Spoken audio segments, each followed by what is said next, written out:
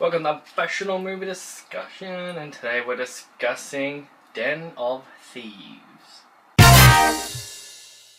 It is an interesting movie. It's a heist movie, and it's a relationship problem movie with this one cop who has a relationship issue with his wife because he's a cheating, manipulative guy, but at the same time, he's just trying to do his job. He does this job well. It's just like with him and his pals, it's sort of like there's kind of power going towards his head a little. But I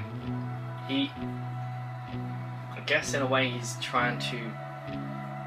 He's just trying. He doesn't try hard enough, and his wife leaves him. Anyway, on the other end of that spectrum. Anyway, on the other side of that, you've got this group of people who hold up a armored van, and they didn't want to kill them. They just wanted the armored van, but then one of the security dropped their coffee, and then the guy shot him, and then there was a big shootout, and the police were coming, and things happened, and they shot some cops, but bad guys got away with the truck, and this is when we're introduced to Jared Butler character and stuff. So yeah, him and his group coming and look at the aftermath, and often he's like doing his normal morning things, like okay, collect all the evidence, gather into. I want to try to figure out who these bozos are and why they stole an empty armored truck. Yeah. And it's so weird, like, they're like, okay, what's going on? Who do we have? Who are we watching right now? Who do we have tabs on? This guy. And it's like, holy shit, they just got to that guy already. They kept tabs on this one guy who's part of the heist, who works in the bar. Yeah. Just so quick. I was like, efficient, really efficient, Yeah. But they get him, and the dude says nothing really major to them. He just says like little stuff and all he knows. Mm-hmm. Yeah. And then they're planning on some heist. It's almost a cat and mouse kind of game with the bad guys and the cops. What are they gonna do? What was that bank called again? It was like the Reserve or something. Yeah, the Federal Reserve or something. Yeah. So the big heist plan is the Federal Reserve, and they found that there's a window of opportunity to get unmarked bills that won't be traced, and they can about 30 million. Yeah, about 20 or 30 something million dollars that's gonna get erased and then shredded. Yeah. They plan to get it before it's shredded so they can basically disappear with that money. Exactly. So there's all these little things going on, and some background on the characters, what in jail and all that stuff. Like, you get some good character moments with 50 Cent and his family, and then you find out like. Anyway, so the date is on. It's on a Friday kind of thing, and then they go to a just normal bank and they hold it up, and Butler's character and all that are there to observe and wait and stuff. But then it gets messed up because all the cops come along because the bad guy got the bank manager to call the police.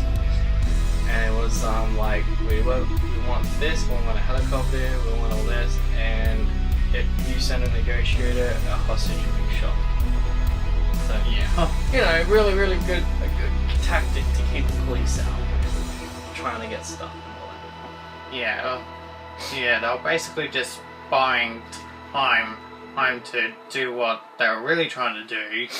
You got the smart cops that obviously they're there to observe them and try to catch them in the act with minimum casualties, so to speak, and when the helicopters start coming in, and when they first get the call out about the robbery, he's like, stand down, Helen, stand down, we got people here already, you dumbasses. Yeah. And then he's like, oh, you fucking idiots. Yeah. That Like, happened, yeah. Yeah, because he's been studying this particular group for a while now. He knows how they think, he gets how they operate, and he's trying to figure out why they're attacking something so small when they've been constantly upping up their game. Yeah. Game. So he's like, what the fuck is going on? Something's not right here.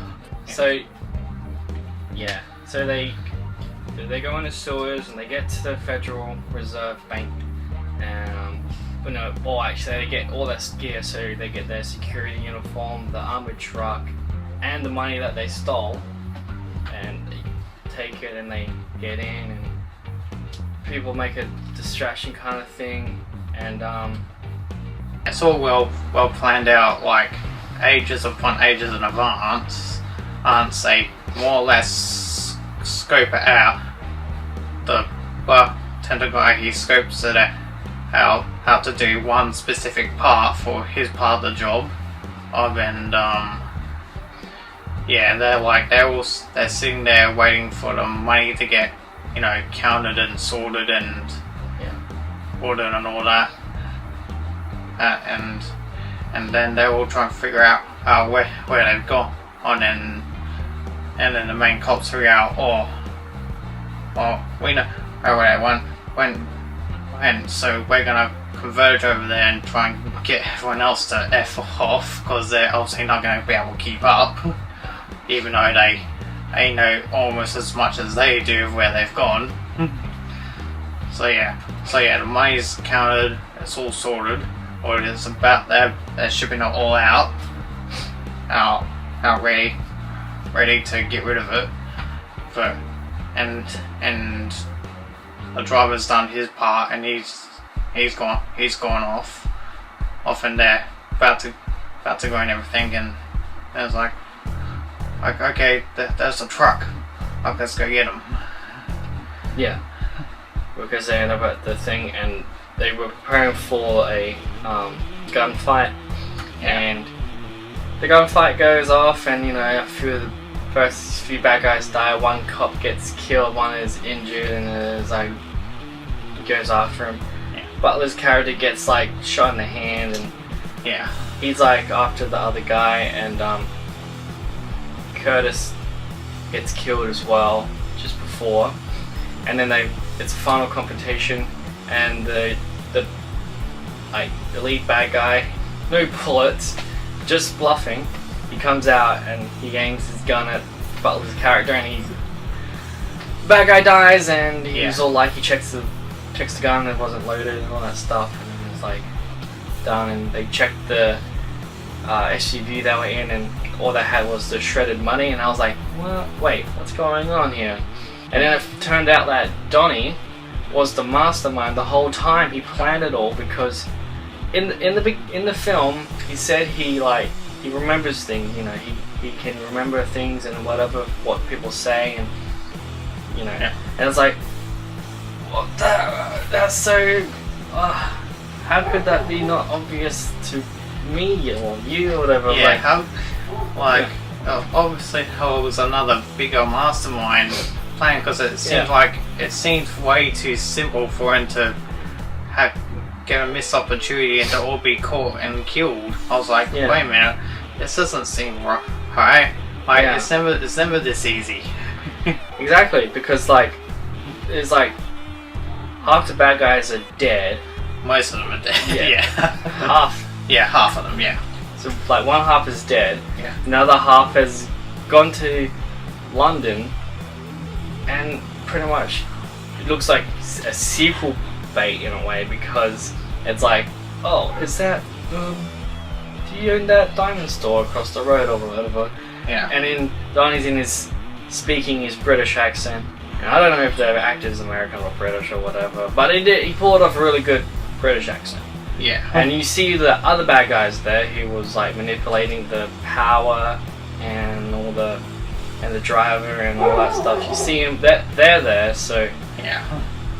it's pretty much like all he did was he got someone who knew how to get guns and stuff and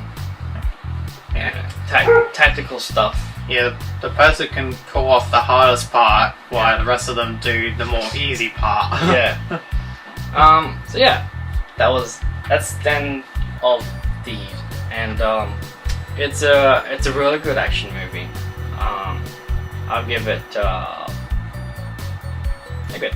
I'll give it, I don't know, 1.